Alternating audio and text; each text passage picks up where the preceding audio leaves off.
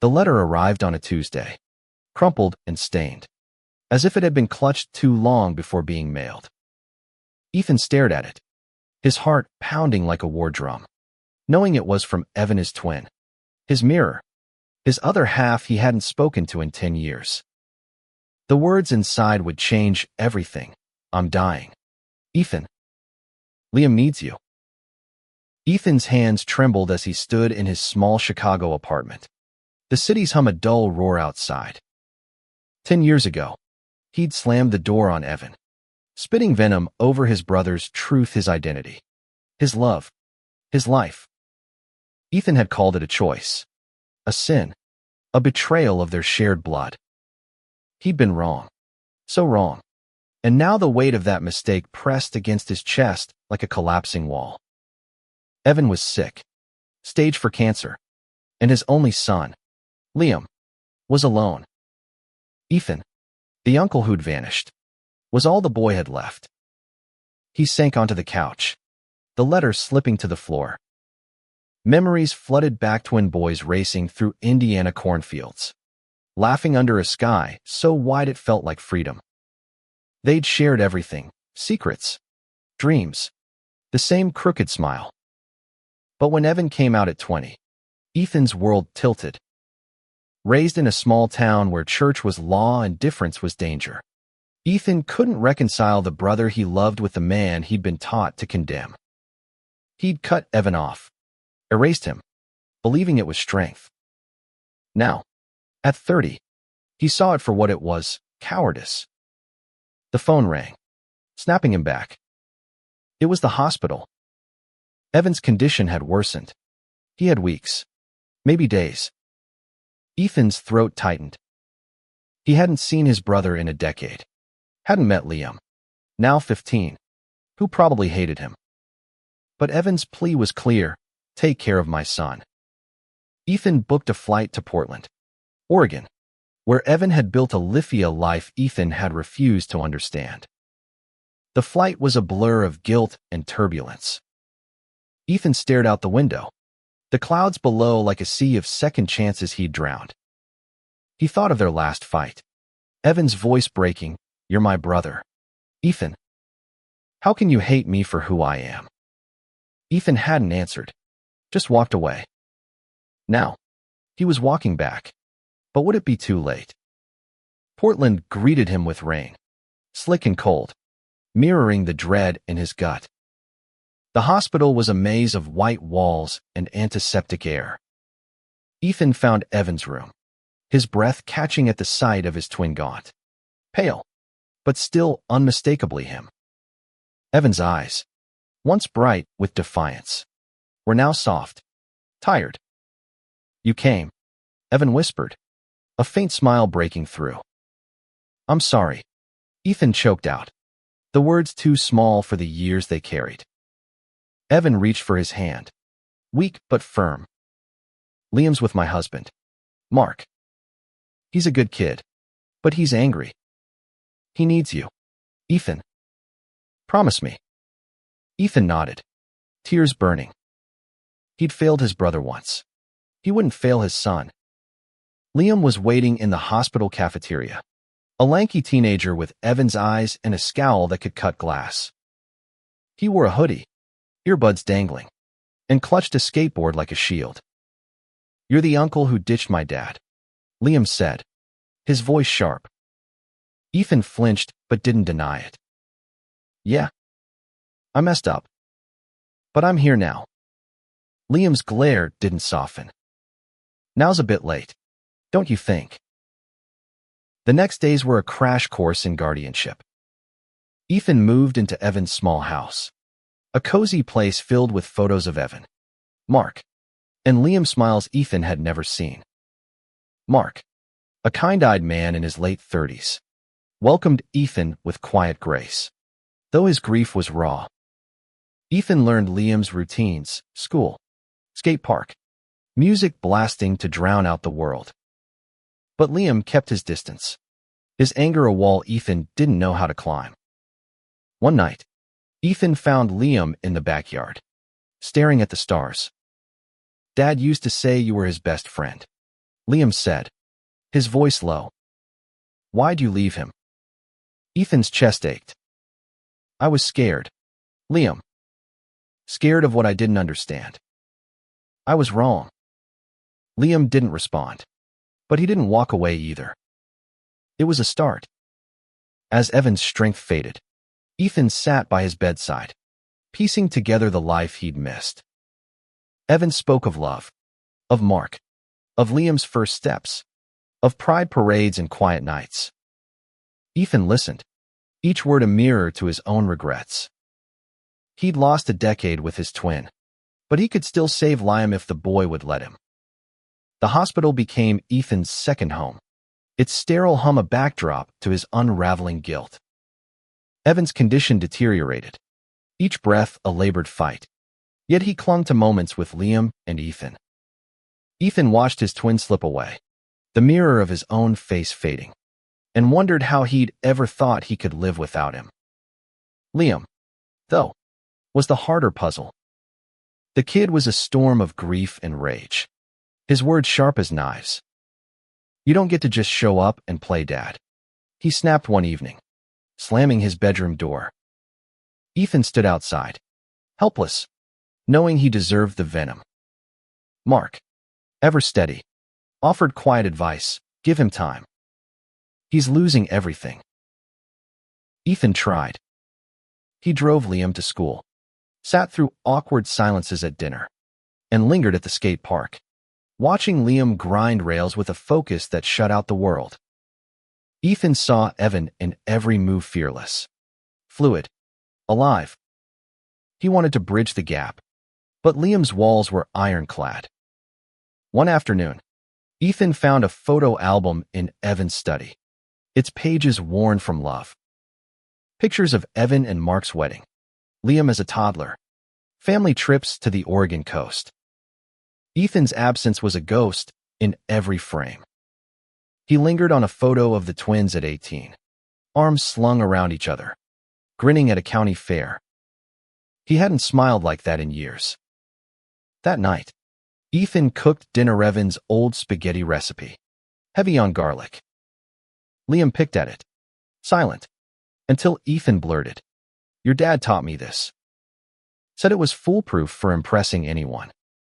Liam's lips twitched, almost a smile. Dad was a terrible cook, he said. It was the first crack in his armor, small but real. Evan's time was running out. One evening, he pulled Ethan close, his voice barely a whisper. Tell Liam about us. The good stuff. He needs to know we were brothers. Not just this. Ethan nodded, throat tight. He spent hours by Evan's side, recounting their childhood sneaking firecrackers, building forts, dreaming of the stars. Evan's laughter, weak but genuine, was a lifeline. Liam began to soften, but only slightly. He'd linger in the living room, pretending to ignore Ethan's attempts at conversation. One night, Ethan found Liam's sketchbook, filled with vibrant drawings of cityscapes and faces Evan's, Mark's, even Ethan's. You're good, Ethan said, holding up a sketch. Liam snatched it back, but his eyes held less fire. Dad said I got it from him, he muttered. The hospital called at 3 a.m.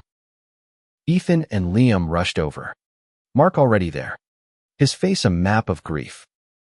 Evan was slipping away. Liam clung to his dad's hand, tears streaming, while Ethan stood back, an outsider in his own family's pain. I love you, Ev, Ethan whispered as the monitors flatlined. Evan was gone, and the silence was deafening. The funeral was small, held in a community center Evan loved. Liam stood stiffly in a borrowed suit, his eyes red but dry. Ethan spoke, voice breaking, about the brother he'd lost twice, once to his own pride, now to death. I'll make it right, he promised, looking at Liam. The boy didn't meet his gaze. Back at the house, Ethan found Liam in Evan's study, holding the photo album. He talked about you all the time, Liam said, voice raw. Said you'd come back someday. Ethan knelt beside him. I'm here now. Liam. I'm not leaving again. Liam nodded, just once, and handed Ethan the album. It was heavy with memories, but it felt like hope. Life without Evan was a jagged wound. Ethan stayed in Portland, navigating guardianship papers and Liam's grief, which swung between silence and outbursts. The house felt like a museum of Evan's life. Every corner a reminder of what Ethan had missed. He wanted to be the uncle Liam needed, but trust was a fragile thing, and they were both learning its edges. School was Liam's escape. He'd vanish into classes or the skate park, leaving Ethan to fumble through parenting. Mark helped, but he was grieving too, his quiet strength fraying. Evan believed in you, Mark told Ethan one night over coffee. He said you'd figure it out. Ethan wasn't so sure. One day, Ethan found Liam's report card straight as, despite everything. He left a note on Liam's desk, proud of you. Let's celebrate. Liam didn't mention it, but he showed up for dinner. A rare win. They ate pizza, Liam recounting a skate trick he'd nailed. Ethan listened, memorizing the lilt in his voice. So like Evan's. The past kept surfacing. Ethan found a letter Evan had written years ago, unsent, tucked in a drawer. I miss you, Ethan. I don't hate you. I just want my brother back. Ethan cried for hours, the words a knife twisting in his chest. He vowed to honor Evan by being there for Liam, no matter how hard it got. Liam's anger flared unpredictably. One night, he yelled, "You think you can just replace Dad? You weren't even here." Ethan took it, knowing it was pain talking. I'm not replacing him, Liam. I'm just trying to be here now. Liam stormed off. But later, Ethan found him asleep on the couch, a photo of Evan clutched in his hand. Community helped. Evan's friends, a tight-knit group from Portland's LGBTQ scene, welcomed Ethan despite his past. They shared stories of Evan's activism, his laughter, his love for Liam. Ethan felt like an intruder but soaked in every word, piecing together the man his brother had become. At school, Liam faced whispers. Some kids taunted him about his dads, and Ethan's protective instincts roared. He met with the principal, advocating fiercely, surprised by his own conviction. Liam noticed. You didn't have to do that, he said later, almost shy. Ethan shrugged. Your family. I've got your back. Slowly, routines formed. Ethan learned to cook Evan's recipes, and Liam started helping, their silences less heavy. One evening, Liam showed Ethan a video of Evan at a pride parade, waving a rainbow flag. He was happy, Liam said. Ethan nodded, throat tight. He was amazing. Months passed, and Ethan settled into Portland life, but the ghost of his mistakes lingered. Liam was opening up, but trust was a slow burn. Ethan took on a job at a local hardware store, craving stability for them both. The work was grounding, but his mind always drifted to Liam, how to reach him, how to heal the rift he'd caused. Liam's art became a bridge. Ethan bought him a new sketchbook, and Liam started sharing his drawings. One was of Evan, vibrant and alive, laughing under a tree. This is how I remember him, Liam said softly. Ethan framed it, hanging it in the living room. Liam didn't object. Challenges came. Liam got into a fight at school, defending his dad's against a bully's slurs. Ethan picked him up, bruised but unapologetic. They don't get it, Liam muttered. Ethan, remembering his own ignorance, said, they might someday. You're stronger than I was. Liam looked at him, surprised, and nodded. Mark invited Ethan to a support group for families of LGBTQ individuals. Ethan hesitated but went, listening to stories of love, loss, and reconciliation. He spoke about Evan, his voice breaking as he admitted his regrets. The group listened, and for the first time, Ethan felt he wasn't alone in his guilt. At home, Ethan and Liam found a rhythm.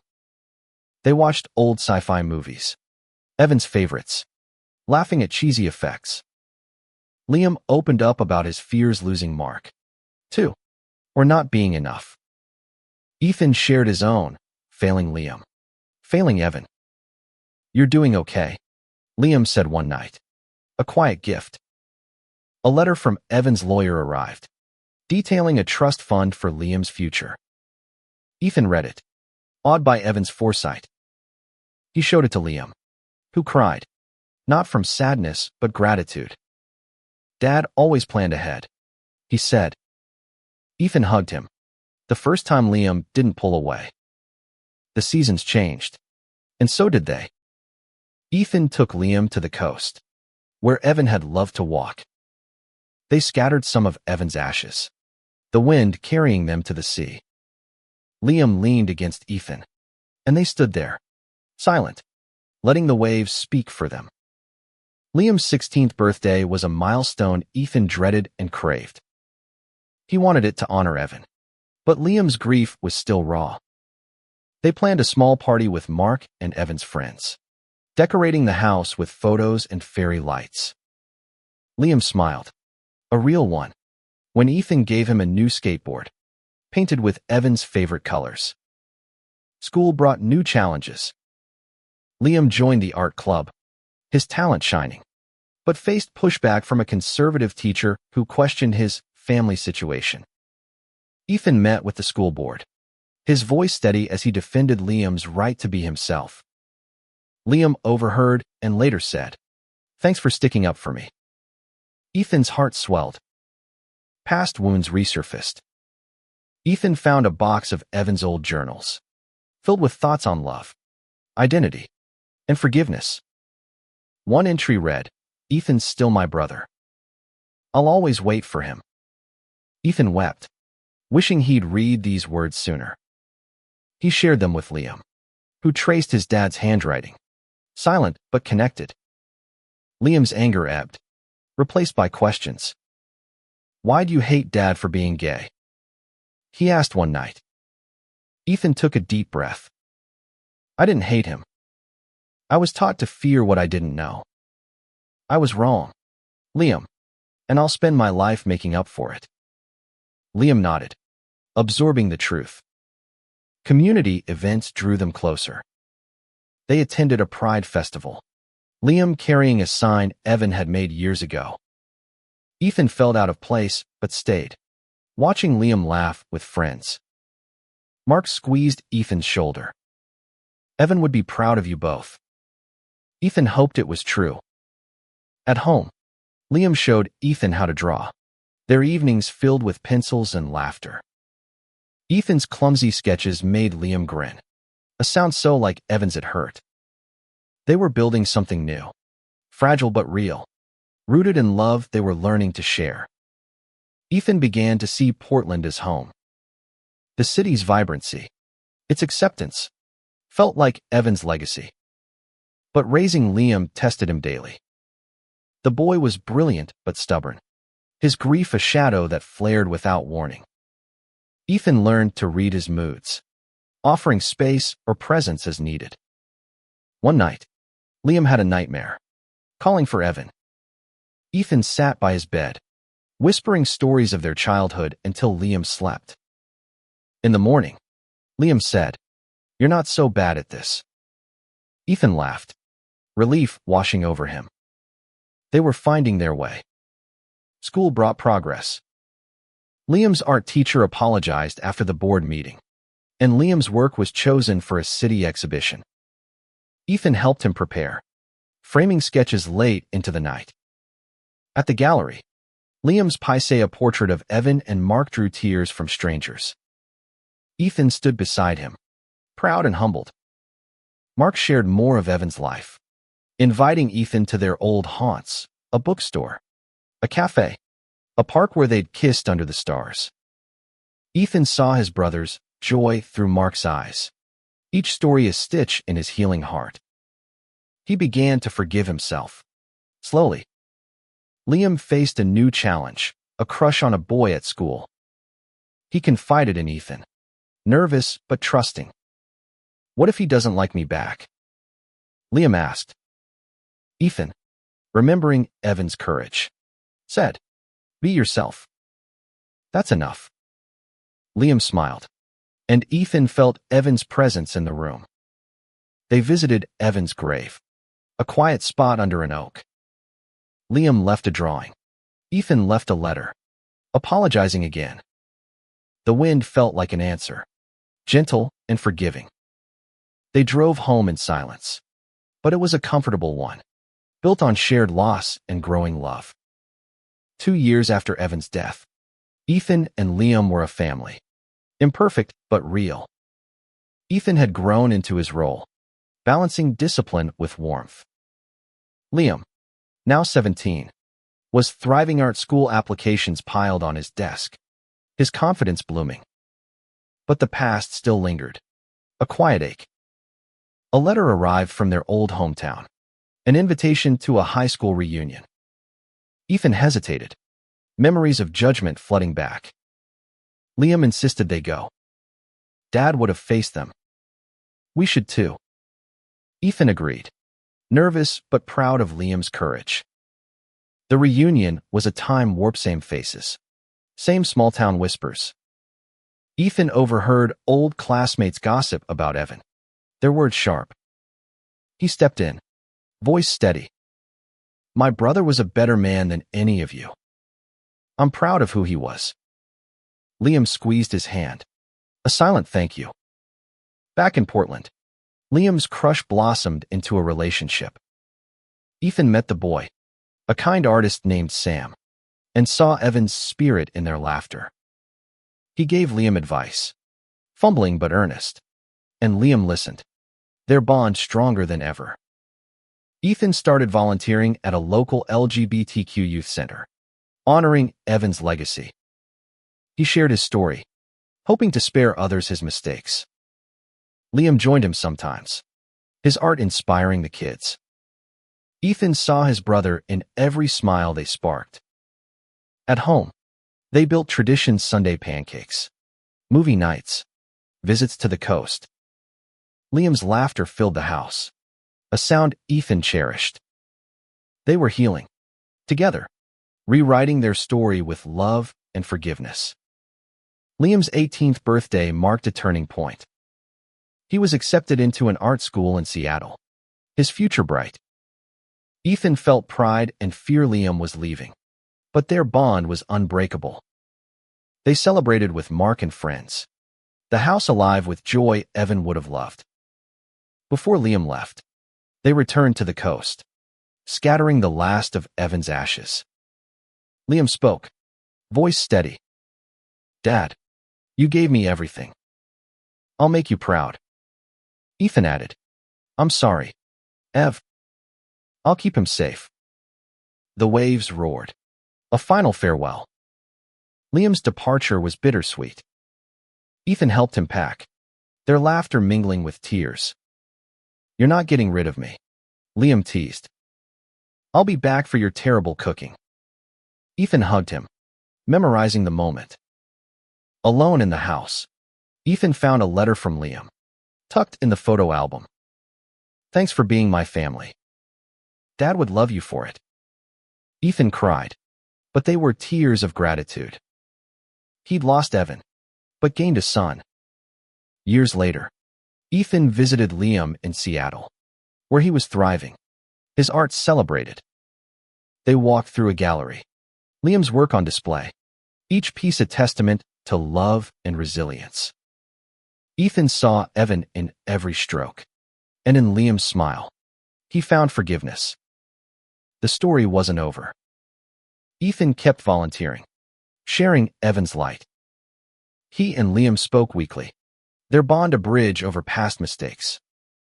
Ethan had cut off his brother, But in raising Liam, he'd found redemption. Love, he learned, was stronger than regret. It was the courage to show up, to stay, to heal.